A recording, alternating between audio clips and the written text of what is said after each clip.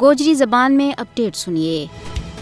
نئی دہلی کے زیر کنٹرول ریاستی تحقیقاتی ایجنسیاں نے ایک باری پھر کئی جگہ پر کشمیر میں چھاپا ماریا ہے اور بھارتی غاصب حکومت نے SIA اور NIA جیسی خوفناک ایجنسیاں کے سر یو کام بانڈ چھڑے ہوا ہے جیڑی ریاست کا چپا چپا پر کھلاری نہیں ہے اور وہ روزانہ کی بنیاد پر بے گناہ لوگوں کا کراں پر چھاپا مار کے کراں کی پھان توڑ اور مکینہ نہ ہراساں کر رہے ہیں۔ تلاشی کے بہانے لوگوں کی تذلیل و تحقیر کی جا رہی ہے اور بے گناہ لوگوں نہ شک کی بنیاد پر گرفتار کر کے پس دیوار زندہ کی جا رہی ہے۔ حریت رہنماواں، انسانی حقوق کا محافظاں، وکلاء، اساتذہ اور صحافیوں کی ایک بڑی تعداد نہ گرفتاری تو بعد کشمیر اور بھارت کی جیلوں میں بند کر دی تو ہے، حتیٰ کہ علماء کرام اور طلباء و طالبات نہ بھی نہیں بخشو جا رہے ہوں۔ بھارت خوفناک ایجنسیاں NIA اور SIA نہ کشمیریاں نہ دبان واسطے ایک ہتھیار کا طور پر استعمال کر رہی ہے۔ فسطائی مودی حکومت عدلیہ نہ بھی کشمیری آزادی پسندہ نہ خوفزدہ کرنے واسطے استعمال کر رہی ہے۔ عدلیہ ور دباؤ کر کے انہیں تو من مانا فیصلہ کروائے جا رہے ہیں۔ صحافت کشمیر میں ایک جرم ہی بن کے رہ گیا ہے۔